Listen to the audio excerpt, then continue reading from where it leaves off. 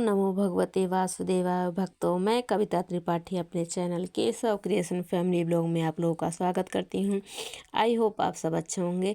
मैं भी अच्छी हूँ। प्रभु नारायण माता लक्ष्मी की कृपा सब पर बनी रहे। तो देखिए, मैं वीडियो लेकर आई हूँ कि हमें आंवले का दीपक कैसे बनाते हैं और किस प्रकार हमें प्रज्वलित करना चाहिए और कब करना चाहिए, और जो दीपक हम बनाते हैं आंवले का, उस दीपक का हमें क्या करना है जब दीपक ठंडा हो जाता है। तो चलिए वीडियो शुरू करती हूँ।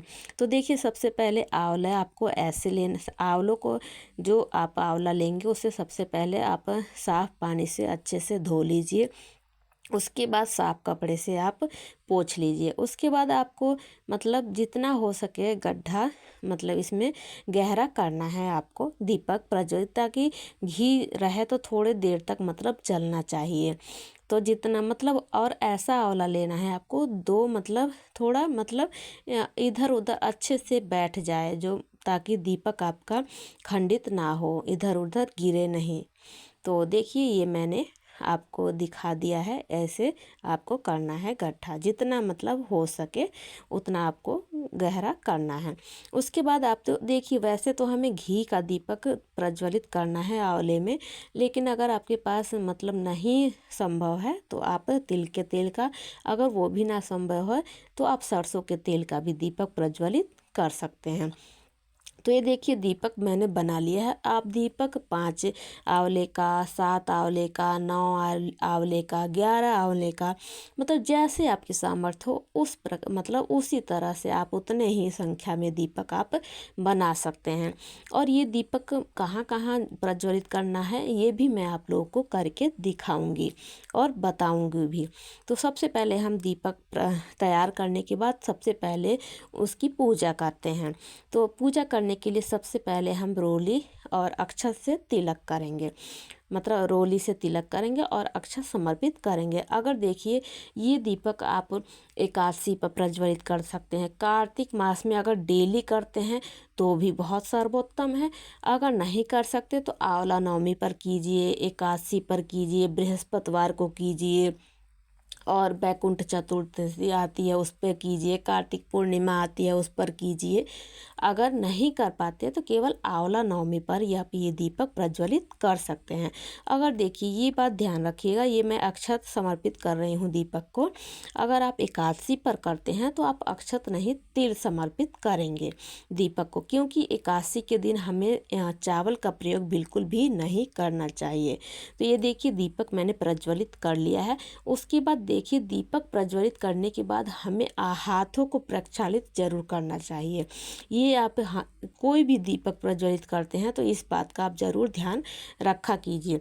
उसके बाद दीपक प्रज्वलित करने के बाद आचमनी जरूर कीजिए 5 बार।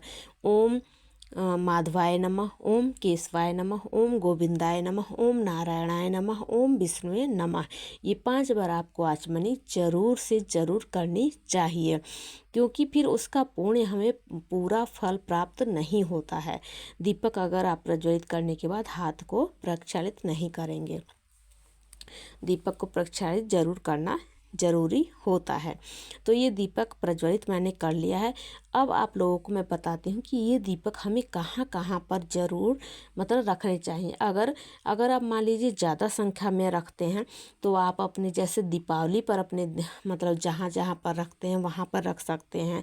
जैसे झाड़ू हो गई, गैस चूल्हा हो गया आपका, पानी की टंकी हो गई। अगर आप मतलब ज़्यादा संख्या में करते हैं, अगर कम संख्या में करते हैं वो तो मैं आप लोगों को करके ही दिखाऊंगी कि मैं कहाँ कहाँ पर दीपक ये रखी हूँ का। और देखिए, दीपक हमेशा सबसे पहले तो आप प्रभु नारायण के पास रखेंगे। उसके बाद आपको, क्योंकि मतलब प्रभु नारायण को आंवले का वृक्ष और माता लक्ष्मी जी को बहुत ही प्रिय है, तो आंवले वृक्ष मतलब प्रभु नारायण के पास रखिए। शिवालय जा सकते हैं तो वहाँ पर ये दीपक जरूर रखिए। और दीपक रखते वक्त हमेशा ध्यान रखिए कि उसको दीपक को आसन देना हमें बहुत ज़रूरी होता है, नहीं तो उसका पुण्य की जगह हमें पाप लगता है अगर हम आसन नहीं देते हैं। तो देखिए, सबसे पहले मैंने प्रभु नारायण को रखा। उसके पास मेरे घर में ही मतलब मैं शिवालय नहीं जा पाई तो मेरे घर में ही शिवलिंग है तो मैं उनके पास वो दीपक रखी। उसके बाद हम मेन गेट की चौखट पे रखी हूँ। उसके बाद देखिए माता तुलसी जी के पास रखी हूँ। उसके बाद अगर आपके मतलब गमले में आपने केले का वृक्ष लगा रखा है, बेल वृक्ष लगा रखा है, आंवले का वृक्ष लगा रखा है तो उस पर रखिए। मैंने केले के वृक्ष के नीचे रख दिया है और माता तुलसी के नीचे भी ये दीपक रख दिया। यानी 5 जगह मैंने 5 आंवला प्रज्वलित किया था, 5 आंवले का दीपक, तो ये मैंने 5 जगह रखा है। अगर आप इससे ज़्यादा संख्या में रखते हैं, प्रज्वलित करते हैं, तो आप वट वृक्ष के नीचे, पीपल वृक्ष के नीचे, आंवले के वृक्ष के नीचे और बेल वृक्ष के नीचे, समी वृक्ष के नीचे, मतलब जितने भी देव वृक्ष हैं उन सब के आगे आप इस दीपक को रख सकते हैं।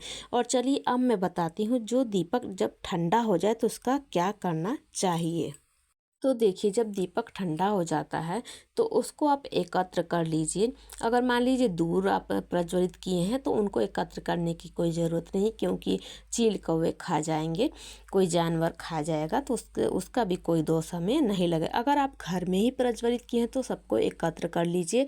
उसके बाद आप जल में प्रवाहित कर सकते हैं।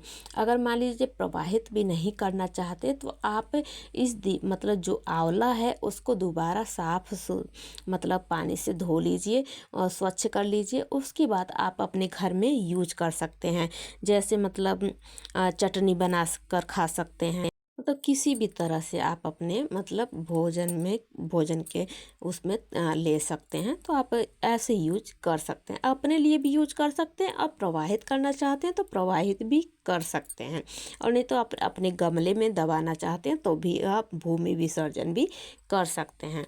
तो भक्तों ये थी मेरे द्वारा बताई गई कि आंवले का हमें दीपक कैसे बनाना चाहिए और कहाँ कहाँ पे हमें इस दीपक को प्रज्वलित करना चाहिए। और देखिए इस दीपक को प्रज्वलित करने के हमारे बहुत अनंत फ़ायदे मिलते हैं, अनेक गुना हमें फ़ायदा मिलता है। माता भगवान नारायण के साथ साथ हमें माता लक्ष्मी जी की भी असीम कृपा प्राप्त होती है। तो ये दीपक आप ज़रूर प्रज्वलित कीजिएगा, खास तिथियों पर तो ज़रूर, और ख़ास तिथियों पर भी कार्तिक पूर्णिमा में तो ज़रूर ही आप प्रज्वलित कीजिएगा। तो वीडियो कैसी लगी अगर अच्छी लगी हो तो प्लीज़ मेरे चैनल को लाइक, शेयर और सब्सक्राइब कर दीजिएगा, और कमेंट में ओम नमो भगवते वासुदेवाय ज़रूर लिखिएगा। आपके एक लाइक से हमारा हौसला बढ़ता है, तो कमेंट में ज़रूर लिखा कीजिए और लाइक भी कर दिया कीजिए। तो मिलती हूँ नेक्स्ट वीडियो में। ओम नमो भगवते वासुदेवाय। बोलिए श्री लक्ष्मीपति नारायण की जय।